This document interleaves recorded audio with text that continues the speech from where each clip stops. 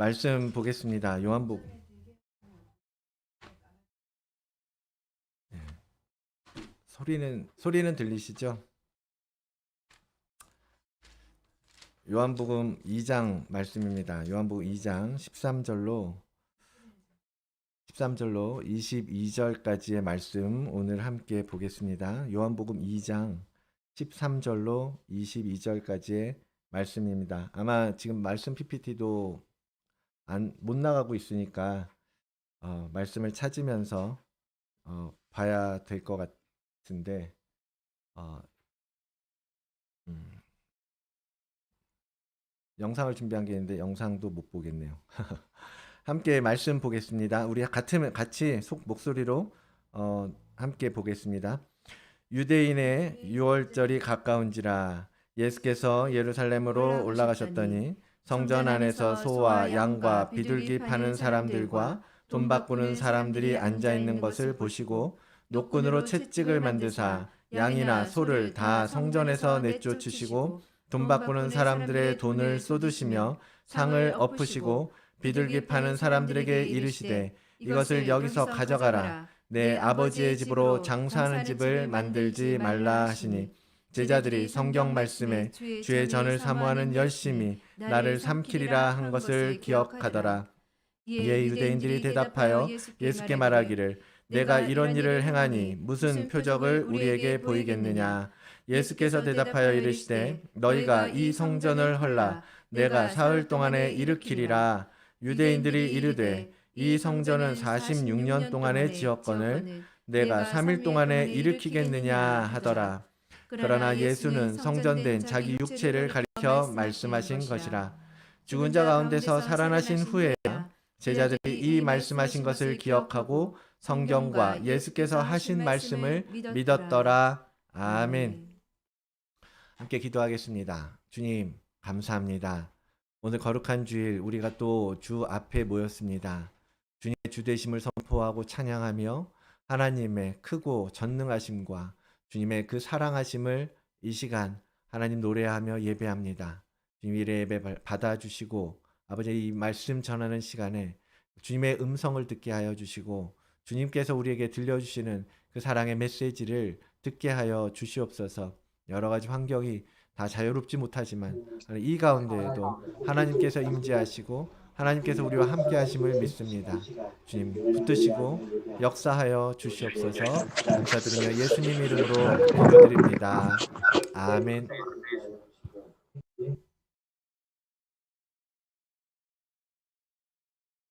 네. 자,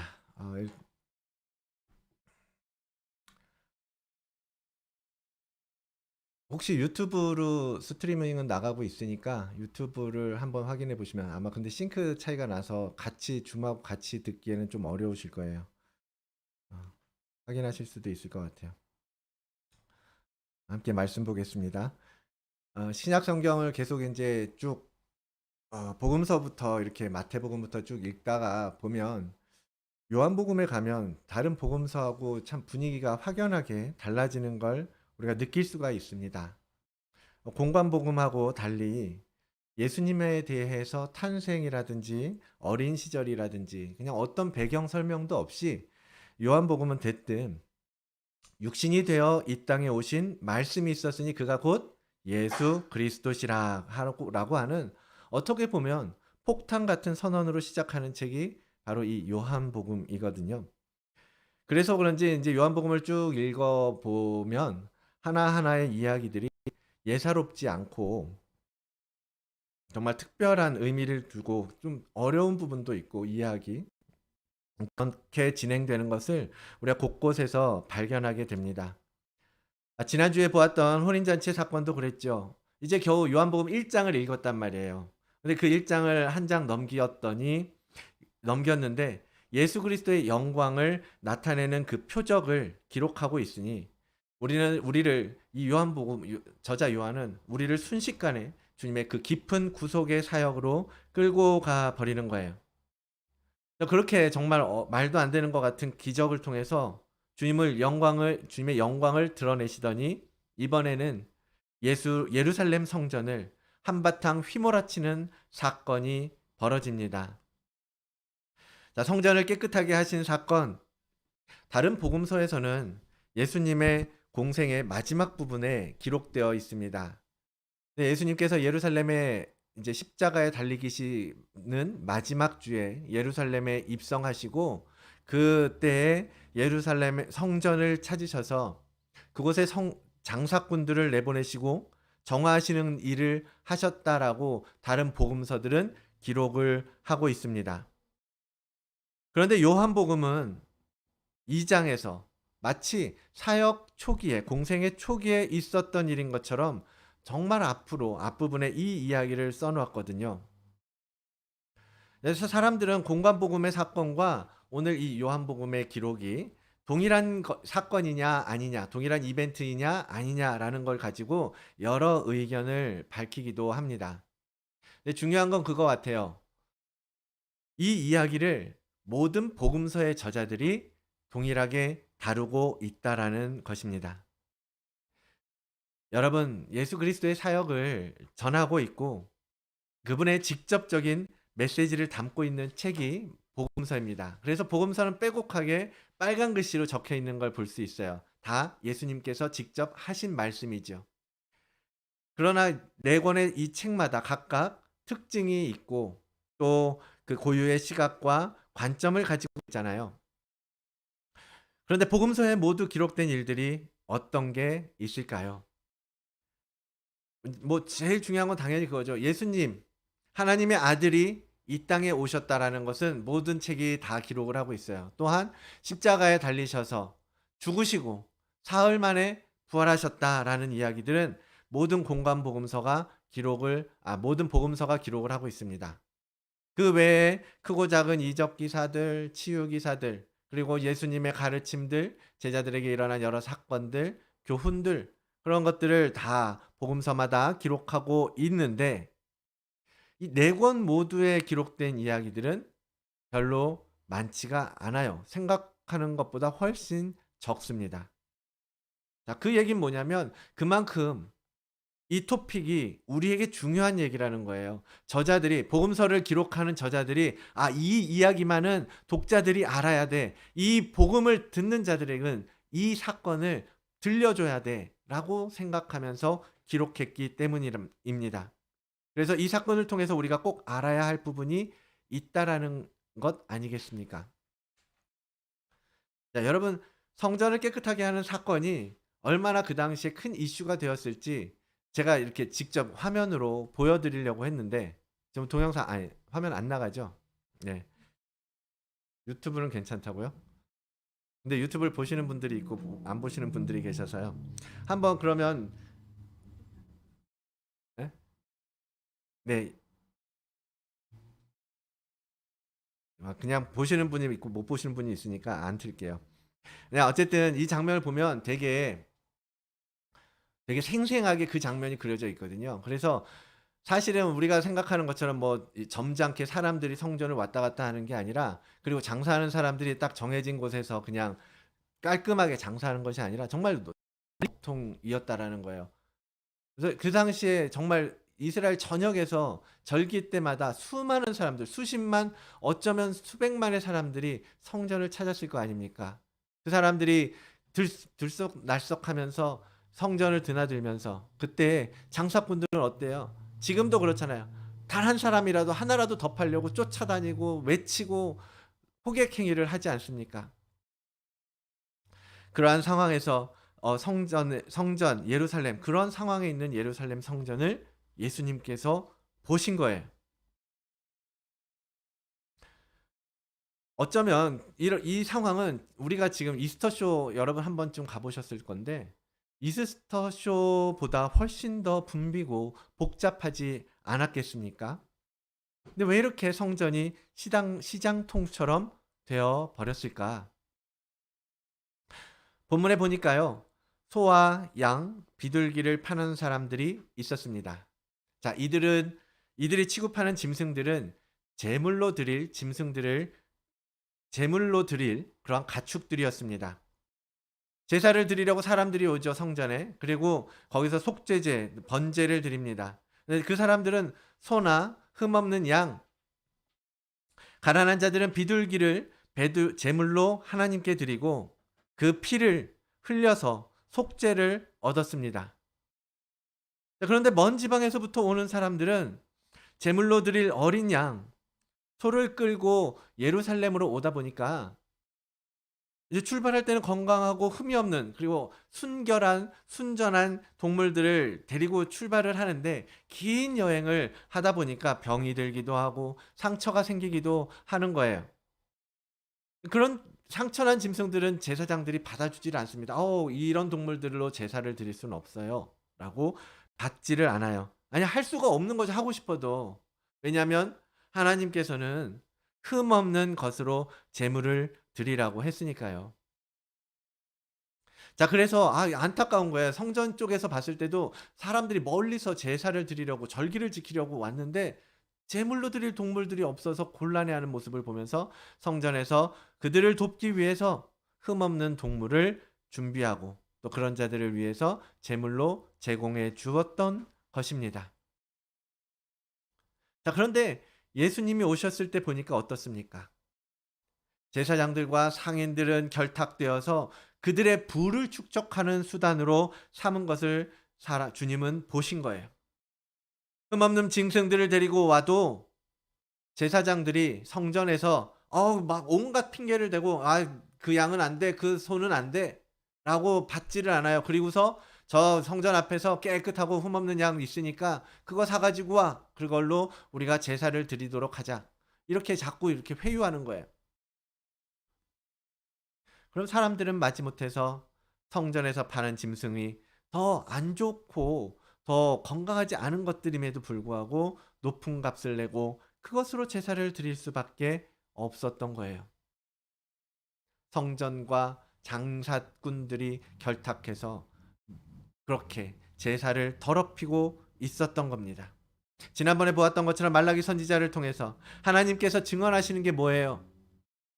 말라기 1장 8절의 말씀입니다. 만군의 여호와가 이르노라, 너희가 눈먼 희생자 제물을 바치는 것이 어찌 악하지 아니하며 저는 것 병든 것을 드리는 것이 어찌 악하지 아니하냐. 그것을 너희 총독에게 드려보라. 그가 너를 기뻐하겠으며 너를 받아주겠느냐. 그런 상황인 거예요. 자, 말라기 시대부터 그러한 제사가 계속되어져 왔던 겁니다. 예수님이 오셔서 성전을 보니까 가관인 거예요. 하나님이 원하지 않는 제물, 하나님이 드리지 말라고 하는 짐승들이 거래되고 있으니 예수님께서 분노가 치밀어 오르지 않으셨겠습니까? 또 돈 바꾸는 사람들은 또 어떻습니까? 이들은 환전업자들이에요. 그렇죠? 모든 유대인들에게 성전세를 내라고 했습니다. 성전세는 반세계씩이었죠. 자, 예수님도 베드로와 함께 성전세를 내시는 장면이 마태복음 17장에 기록되어 있습니다. 그런데 그게 유대인들끼리 통용하는 화폐였고 또 성전에서만 특별하게 통용되던 화폐였단 말이에요. 그러니까 그 당시에는 여러 민족과 나라들이 무역을 하고 지금처럼 금융이라든지 이런 외환 거래라든지 그런 것들이 딱 정착돼 있지 않았을 거 아니에요. 그러니 사람들이 다양한 화폐들을 가지고 예루살렘 성전에 와서 성전세를 내자고 하니 이방인의 돈은 받지 못한단 말이에요. 받을 수가 없다고요. 그래서 예루살렘 성전에서 사용하는 화폐로 바꾸어서 성전세를 지불을 하는데 그 환율이 엄청나게 바가지를 씌워서 그들은 돈을 바꾸어 주었던 것입니다. 물론 처음에는 제사를 제대로 드리기 위해서 이런 도움들을 준비했겠죠. 그런데 지금은 어때요? 돈벌이의 수단이 돼버렸고 오히려 부패하고 타락한 종교 집단을 만들어버리고 말았습니다. 이런 상황이라면 사람들이 절기를 지키려 제사를 드리러 오는 것이 편하고 행복하고 기뻤겠습니까? 얼마나 고통스러웠겠어요. 가기 싫고 정말 돈떼이러 가는 것 같은 기분으로 성전에 가는 것. 그렇게 절기를 지켜서 하나님을 찾는 것을 의무감 때문에 마지못해 할 수밖에 없는 수준이 되지 않았겠습니까? 거기에 무슨 기쁨이 있고 어떤 임재를 경험하고 속죄의 은혜를 맛보고 뭐 그런 예배를 전혀 드릴 수 없었지 않았겠어요? 지금 예루살렘에 예수님께서 찾아오셨습니다. 주님은 이런 모습에 너무나 격한 감정을 표출하셨던 거예요. 성전을 깨끗하게 하시는 주님의 모습에서 우리는 두 가지 주님의 마음을 발견할 수 있는데요. 하나는 분노죠. 분노. 이스라엘 사람들에게 성전이 어떤 의미였습니까? 출애굽기 29장에 하나님께서 이스라엘 백성 앞에서 말씀하십니다. 이는 너희가 대대로 여호와 앞 회막 문에서 드릴 번제라. 내가 거기서 너희와 만나고 내게 말하리라. 내가 거기서 이스라엘 자손을 만나리니 내 영광으로 말미암아 회막이 거룩하게 될 것이다. 하나님께서 회막을 지으시고 성막을 세우시고 성전을 짓게 하신 것은 하나님께서 머무시는 곳이었다는 거예요. 하나님이 거기에 머무시면서 이스라엘을 만나고 이스라엘과 말씀하시고 이스라엘 가운데서 거하시겠다라는 곳이 바로 성전, 회막, 성막이었습니다. 그런데 그런 지금 성전의 모습은 그런 모습이 아니잖아요. 인간의 탐욕만 가득하고 하나님을 갈망하기보다는 그저 적당하게 절차만 따르는 형식과 행위만 남은 그런 성전을 주님께서 보시면서 안타까워하시고 분노하시는 거예요. 주님께서 말씀하시죠. 이 집은 아버지의 집이라고. 아버지의 집이라고. 근데 그 아버지의 집을 사람들이, 제사장들이 엉망을 만들어 놓았던 것입니다. 주님은 이 요한복음에서는 성전을 아버지의 집이라고 말하죠. 공간복음에서는 뭐라고 그래요? 만민이 기도하는 집이라고 말씀하십니다. 즉 하나님께서 거하시는 이곳 성전에서 백성들을 만나서 그들과 소통하고 우리와 만나시고 이야기하시고 우리의 이야기를 들어주시고 또 하나님의 말씀을 들려주시고 그들의 소원을 듣는 곳이라는 거예요. 근데 보셨던 것처럼 저 난리통에 이 성전 장사꾼들로 가득하고 탐욕이 가득한 그곳에서 어떻게 참된 기도가 나오고 거룩한 예배를 드릴 수 있었겠습니까? 그러니까 분노가 치밀어 오는 거예요. 주님 마음이 너무 뜨거워지는 거예요. 하나 더 주님의 마음이 있다면 그것은 주님의 열정입니다. 본문에서 이야기하고 있죠. 17절입니다. 제자들이 성경 말씀에 주의 전을 사모하는 열심이 나를 삼키리라 한 것을 기억하더라. 사도 요한이 기록하고 있습니다. 주의 전을 사모하는 열심, 주님의 성전을 너무너무 사랑하고 아끼고 소중하게 여기고 사모하신 주님이셨어요. 당연하죠. 아버지의 집이니까요. 당신의 거하실 처소니까요. 이 구절은 시편 69편에 기록되어 있는 말씀입니다. 시편 69편 9절 말씀을 보니까 주의 집을 위하는 열성이 나를 삼키고 주를 비방하는 비방이 내게 미쳤나이다 라고 기록합니다. 제자들은 그 말씀을 기억한 거예요. 그리고 그것을 요한이 말하고 있는 겁니다. 마가복음의 이 장면을 보니까요. 이 성전을 깨끗하게 하신 사건 때문에 주님의 이 열심 때문에 주님이 결국 십자가에 못 박히게 되었다라는 것을 마가는 기록하고 있습니다. 그랬겠죠. 다른 그 어떤 것보다도 내 돈주머니 건드리는 사람은 용서가 안 되잖아요. 제사장들, 서기관들, 율법교사들이 자신들의 이권이 훼손당하고 빼앗길 것 같으니까 결국은 예수 그리스도를 죽이기까지 하게 되지 않았겠습니까?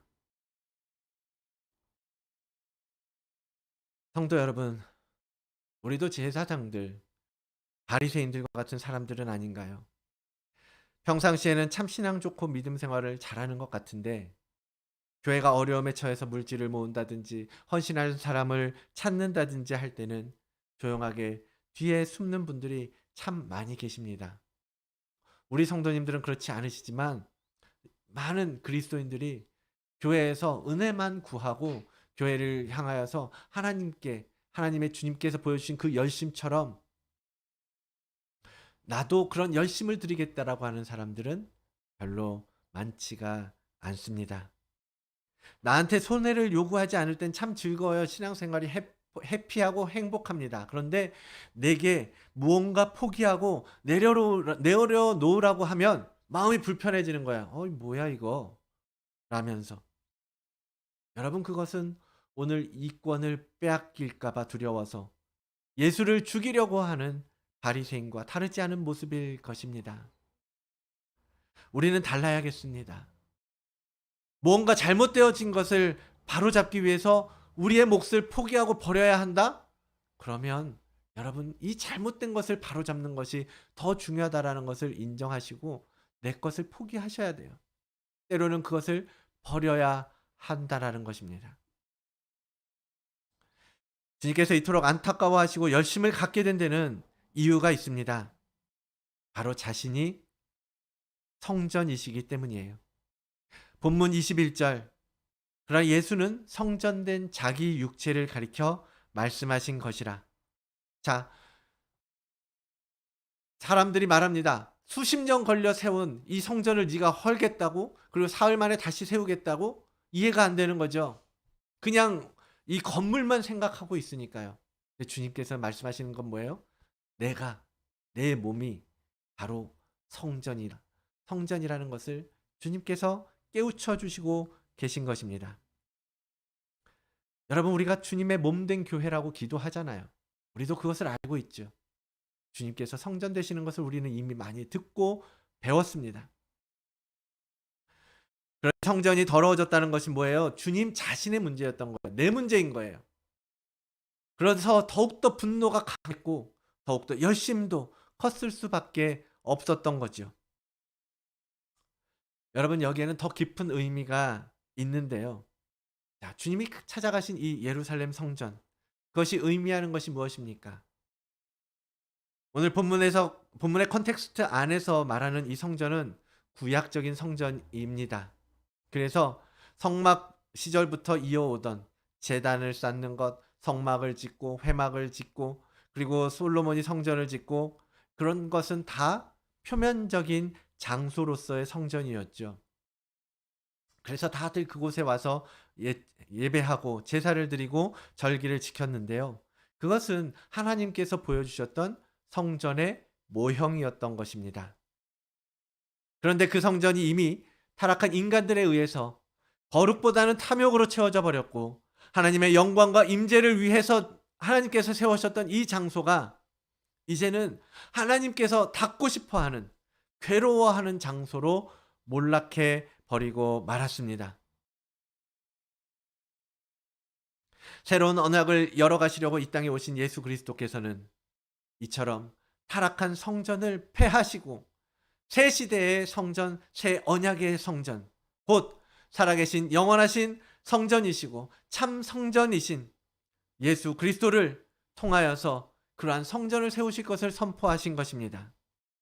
사흘 동안에 일으키실 성전, 곧 예수 그리스도의 부활을 통해서 새롭게 세워질 이 새 언약의 성전이 이제 이 땅 가운데 도래하게 되었다는 것을 주님이 지금 말씀하고 계시고 선포하고 계시는 거예요. 이제 구약에서 너희들이 찾아갔던 그 모형의 성전이 아니라 너희 거할 내 몸, 그것이 바로 새 언약의 성전이 되는 것이다.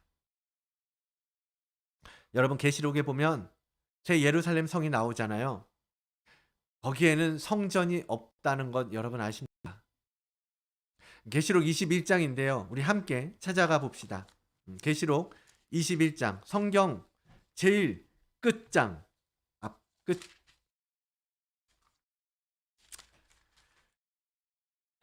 제일 끝에 앞장이죠. 21장 22절 말씀을 보겠습니다. 우리 한 목소리로 읽겠습니다. 신약 성경 421쪽인데요. 계시록 21장 22절 함께 읽겠습니다. 성 안에서 내가 성전을 보지 못하였으니 이는 주 하나님 곧 전능하신 이와 및 어린 양이 그 성전이심이라. 아멘. 아멘. 이렇게 기록하고 있죠. 자, 그때는 어린 양이신 예수 그리스도가 친히 성전이 되시기 때문에 다른 성전이 필요가 없는 거예요. 마지막 때 하나님의 나라가 회복되면 거기에는 따로 성전이 없습니다. 왜? 예수 그리스도께서 친히 성전이 되시기 때문이에요. 그것을 사도 요한은 환상을 통해서 보았고 오늘 우리에게 말씀해 주고 계시는 겁니다. 주님 또한 오늘 이 사건 속에서 이것을 말씀해 주시는 거예요. 미리 우리에게 계시해 주시는 것입니다. 이처럼 예수님께서 자신이 곧 성전이심을 나타내심으로 새로운 시대가 시작될 것을 계시해 주셨는데요. 그 전에는 그랬죠. 하나님께서는 특정한 장소를 통해서 이스라엘 백성들을 만나고 그들과 함께 해주셨단 말이에요. 근데 이제 새 시대에는 예수 그리스도가 곧 하나님을 만나는 성전이 되시는 것입니다. 그래서 우리는 예수 그리스도로 가는 거예요. 예수 그리스도를 찾는 겁니다. 예수 그리스도를 통해서 하나님을 만나는 것입니다. 뿐만 아니라 하나님께서는 주님을 성전으로 삼으실 뿐만 아니라 주님과 더불어 우리를 그분의 처소로 삼으시고 우리를 성전으로 삼으셨습니다. 자, 바울은 주님이 성전의 모퉁이 돌이 되어 주셨다라고 말합니다. 그리고 그 안에서 우리는 성전으로 지어져 간다라고 가르쳐 주고 있습니다. 예배소서 2장입니다. 우리 예배소서 2장도 함께 보겠습니다. 예배소서 2장 신약성경 311페이지인데요. 2장 20절로 22절의 말씀입니다. 311페이지. 우리가 이것도 함께 같이 읽겠습니다. 에베소서 2장 20절로 22절의 말씀입니다. 함께 읽겠습니다. 너희는 사도들과 선지자들의 터 위에 세우심을 입은 자라. 그리스도 예수께서 친히 모퉁이 떼리 되셨느니라. 그의 안에서 건물마다 서로 연결하여 주 안에서 성전이 되어가고 너희도 성령 안에서 하나님이 거하실 처소가 되기 위하여 그리스도 예수 안에서 함께 지어져 가느니라. 아멘. 주 안에서 성전이 되어가는 겁니다. 우리의 신앙생활은, 우리에게 믿음의 길은 예수 그리스도 안에서 그러한 성전으로 지어져 가는 거예요. 그래서 마침내 예수 그리스도와 하나가 되어서 예수 그리스도는 머리가 되시고 우리는 그 몸을 이루는 성전이 되어서 그 거룩한 성 예루살렘에 그곳에서 하나님을 뵙게 되는 것입니다. 그것이 신약적인 성전의 의미입니다. 그렇습니다. 그래서 우리는 우리의 몸이 거룩한 성전이고 하나님이 거하시는 성전이라는 것을 인식하고 정결하고 깨끗하게 관리해야 할 책임이 있습니다. 주님께서 안타까운 마음으로 열심을 다하여서 성전을 정화하려고 했던 것처럼 우리도 우리 몸을 하나님이 거하실 성전이 되도록 우리 안에 죄악과 타락한 심성들, 죄악된 습성들 오늘 주님께서 다 내쫓으시는 것처럼 우리도 그렇게 내쫓아야만 합니다. 세상과 결탁해서 나를 위해서 성전의 본질들을 무시하고 외면하고 있었다면 이제라도 돌이켜서 성전의 본연의 모습을 회복하기 위하여 힘을 다하여야 할 것입니다. 바울은 이렇게 가르치고 있습니다. 고린도전서 3장 말씀인데요. 자, 함께 보죠. 고린도전서 3장.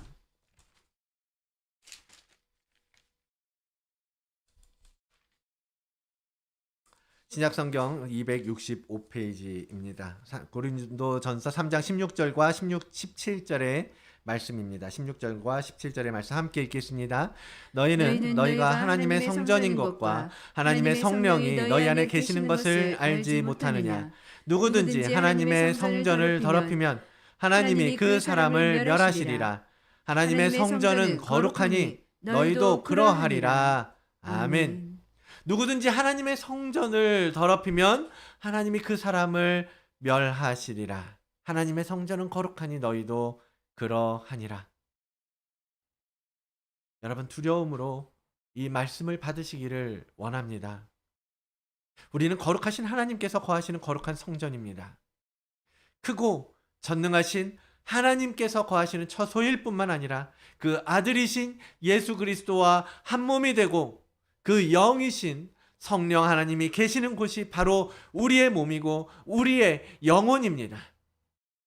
이제는 그것을 더럽히지 않도록 살아야겠습니다.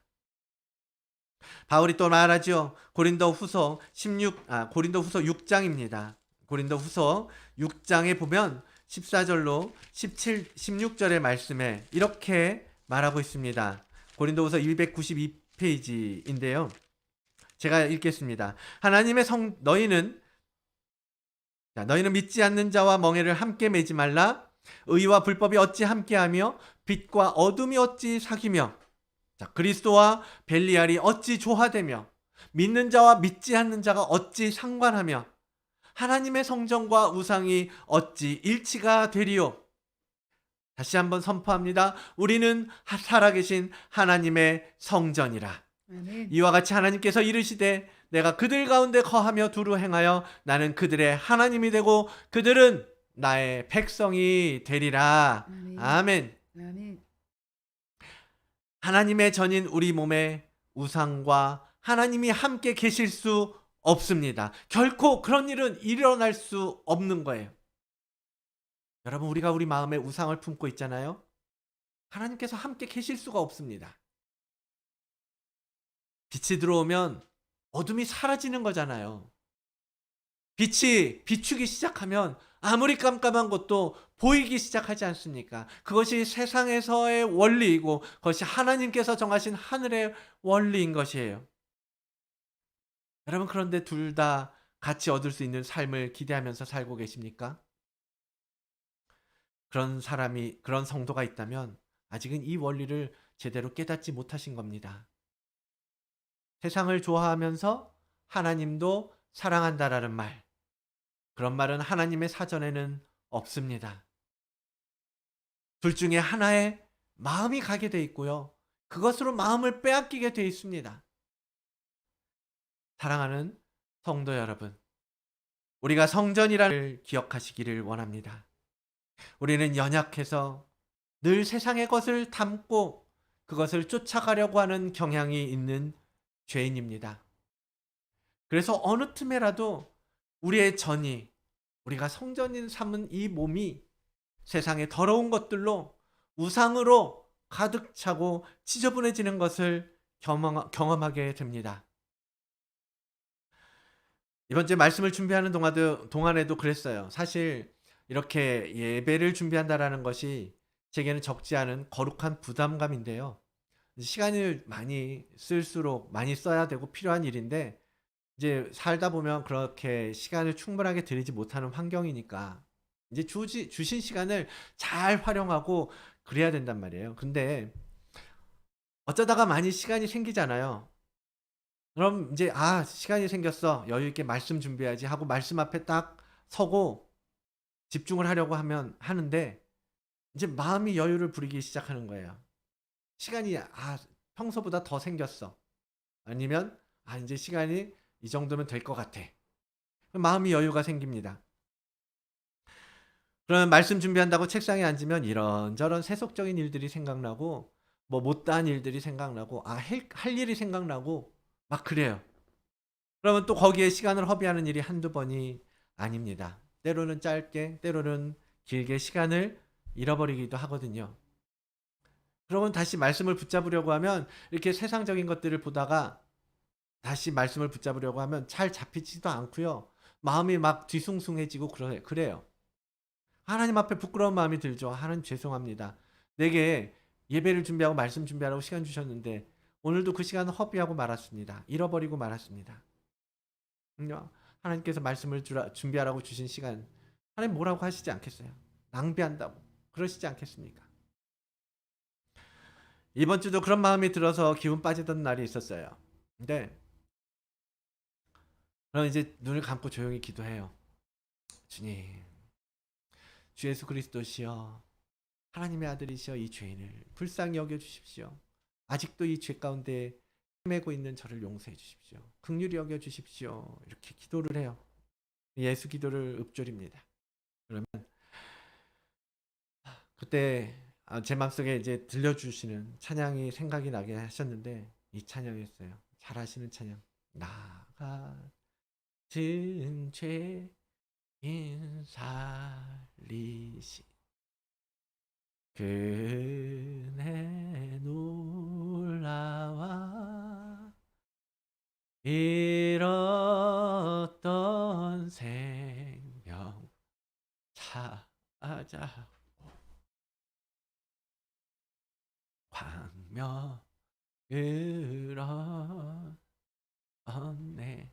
이 찬양을 내 마음속에 들려주시는 거예요.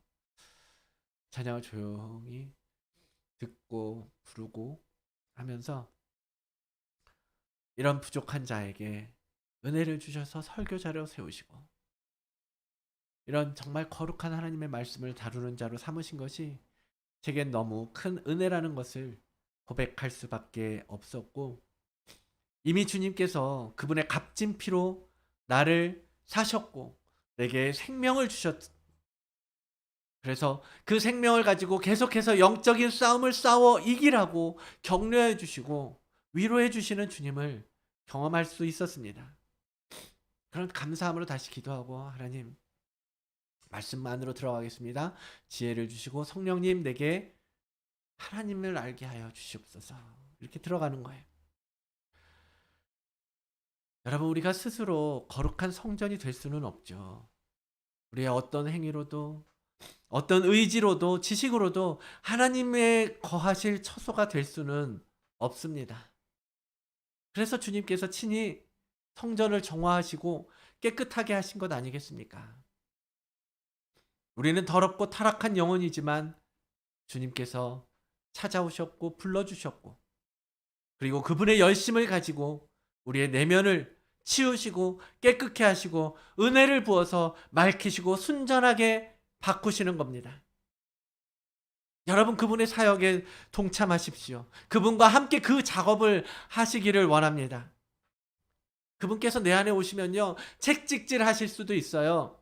호통치시기도 하면서 우리 깨끗하게 하시려고 하실 겁니다. 말씀이 우리 안에 오면 우리의 혼과 영과 관절과 골수를 쪼개서 찔러서 쪼갠다라고 말씀하시죠.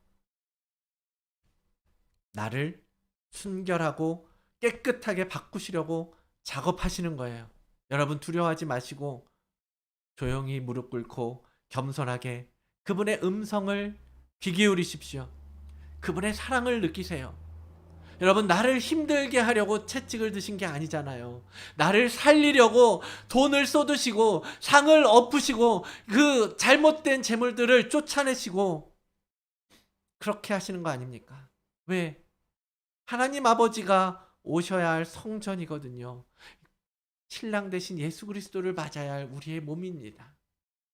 우리는 주님과 더불어 영원한 하나님 나라의 일부가 되어야 할 정결한 처소입니다. 주님께서 우리에게 오셔서 성전을 깨끗하게 하시고 우리를 청결하게 하시기 위해 일하실 때 때로는 고통스러울 수도 있고 때로는 혼란스러운 시간이 될 수도 있습니다. 그런데 지난주에 말씀드렸던 것처럼 여러분, 계속 내 심령 안에 물을 채우십시오. 힘들고 믿음도 없고 아프고 지치지만 아기까지 물을 채우면 여러분 바꾸어 주시잖아요. 변화를 주님께서 허락해 주시잖아요.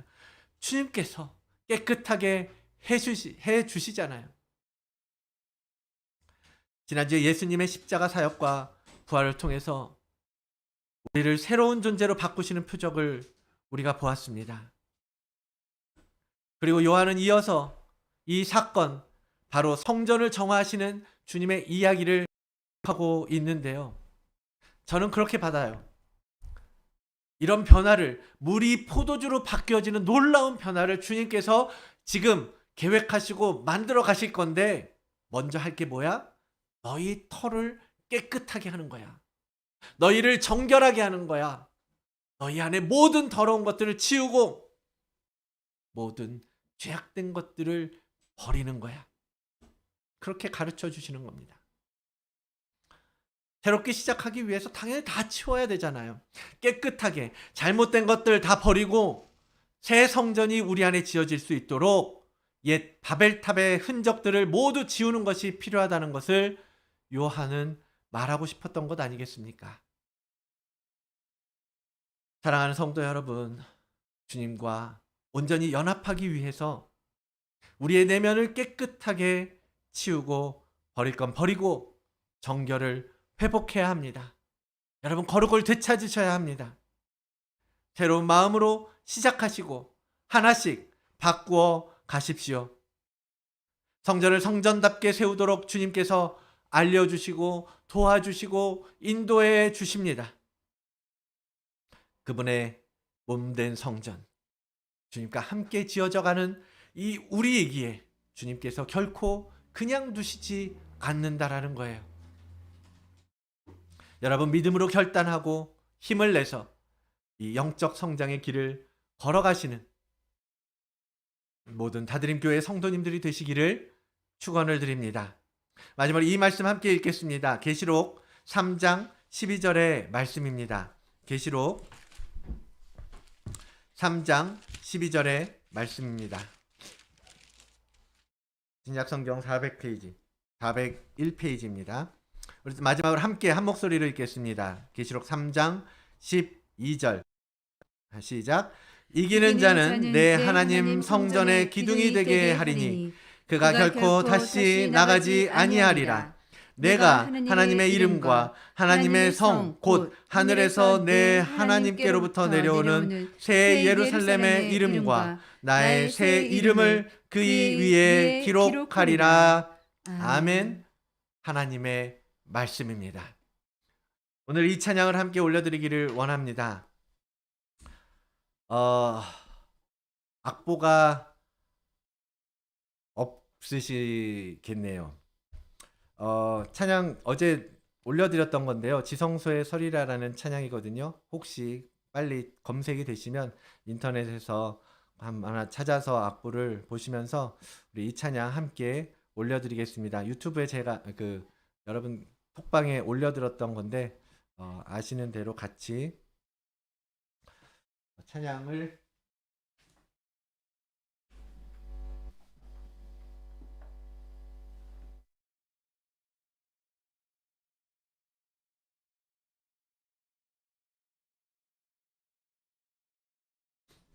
준비해서 같이 하도록 하겠습니다. 주님의 거룩한 지성소,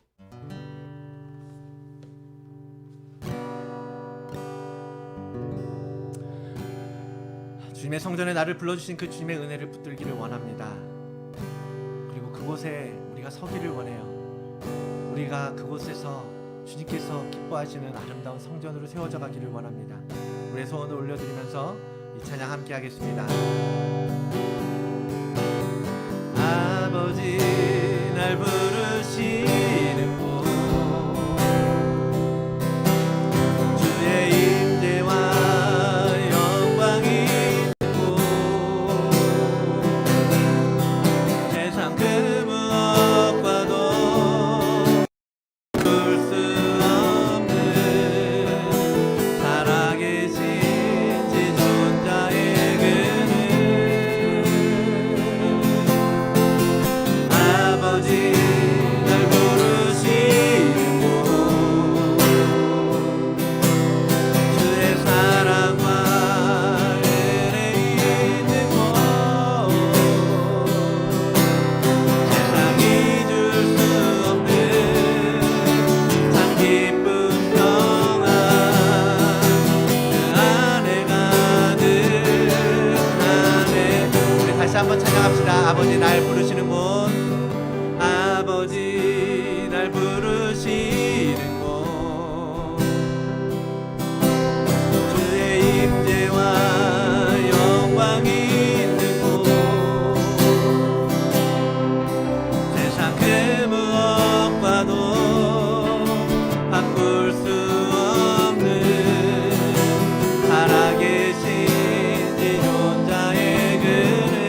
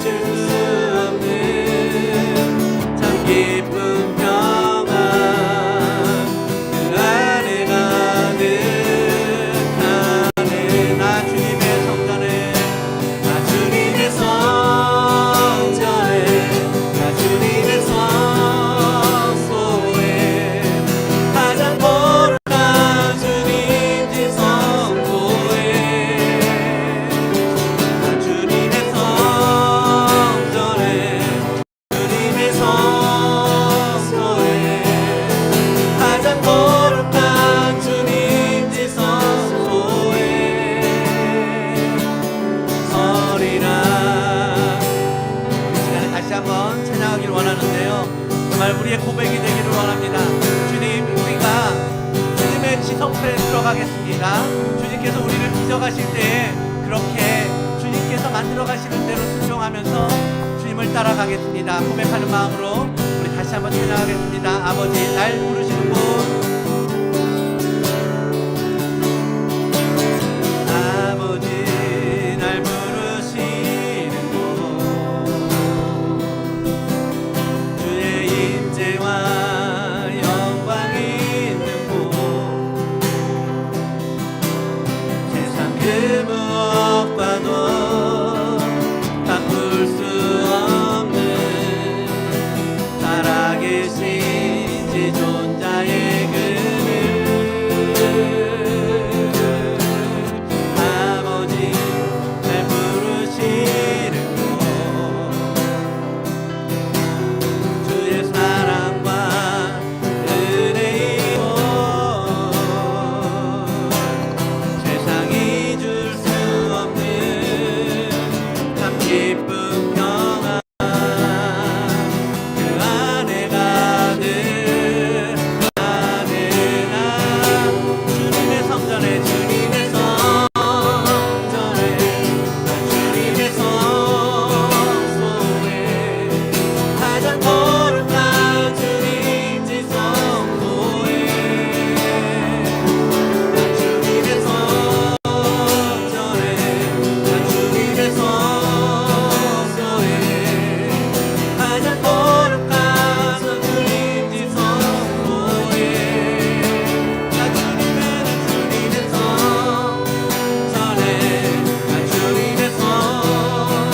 주님의 성소에, 가장 거룩한 주님 지성소에,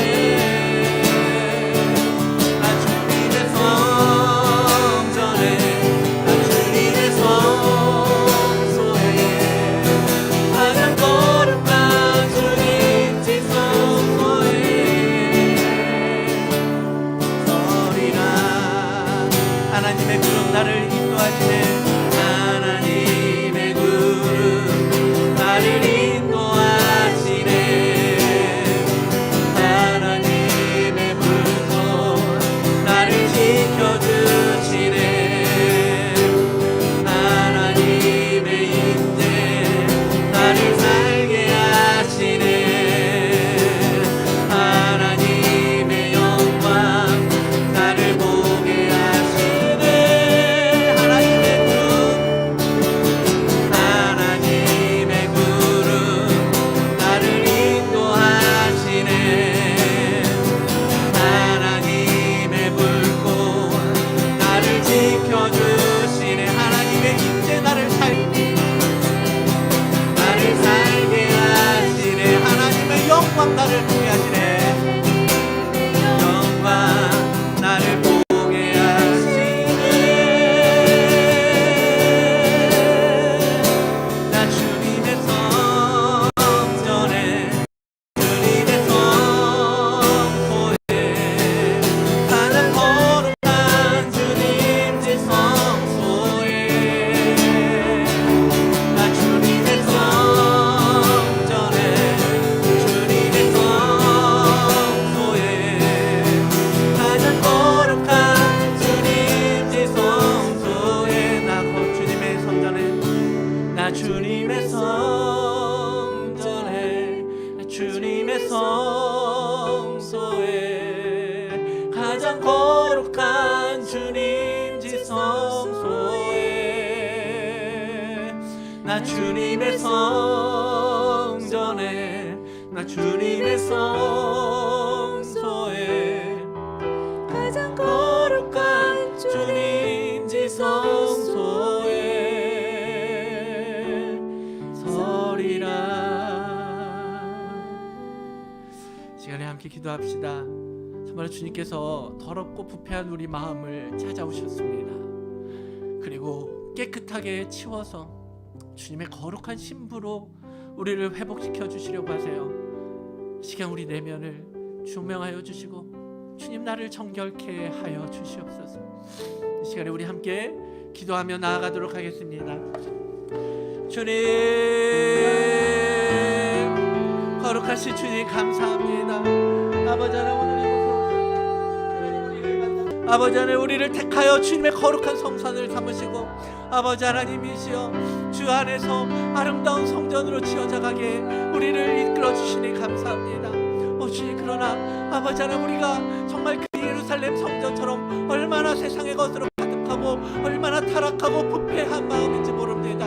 아버지 하나님 이제 그 마음을 주님께서 깨끗게 하시고 정결케 하시고 순화시키실 때 아버지 하나님 우리가 아버지 하나님 저항하고 반항하고 아버지 하나님 왜 내 것을 빼앗아가냐고 소리치는 것이 아니라 아버지 하나님 용서하여 주시옵소서. 주님 세상의 것으로 채우고 살았던 저희들을 불쌍히 여겨주시옵소서. 구하며 회개하며 아버지 하나님 무릎 꿇고 주님 앞에 나아가는 저희들 될 수 있도록 도와여 주시옵소서. 주님 이제 주님께서 깨끗게 하실 때에 아버지 하나님 우리가 겸손하게 주님 앞에 무릎 꿇고 순종하게 아버지 하나님 인도하여 주시옵소서. 주님 불쌍히 여기소서. 아버지 하나님 우리를 긍휼히 여겨 주시옵소서. 아버지 우리를 고쳐 주시옵소서. 아버지 우리를 새롭게 하여 주시옵소서. 아버지 우리를 아버지 정결케 하여 주시고 거룩한 주님의 아버지 하나님 한 부분이 되게 인도하여 주시옵소서. 새 예루살렘에서 주님과 함께 아름다운 성전의 일부가 되길 원합니다.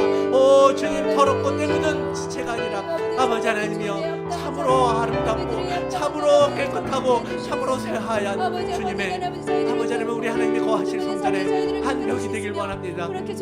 주님 도우소서. 주님 도와주시옵소서. 주님 감사합니다. 아버지 하나님 이렇게 타락하고 부패한 우리의 영혼을 찾아오셔서 신이 깨끗하게 하시고 정결하게 하시고 아버지의 거할 집 만민의 기도할 집을 회복시키실 주님을 보게 하시니 감사합니다. 주님은 우리의 소망이십니다. 주님은 우리의 능력이십니다. 주님은 우리의 힘이십니다. 주님은 우리의 생명이십니다. 주님은 우리의 모든 것입니다. 그 주님과 더불어 성전의 일부가 되기 원합니다. 아멘. 악하고 악한 우리를 주님 불쌍히 여겨주시고 주께서 행하시는 채찍질과 호통 소리도 달게 받겠습니다.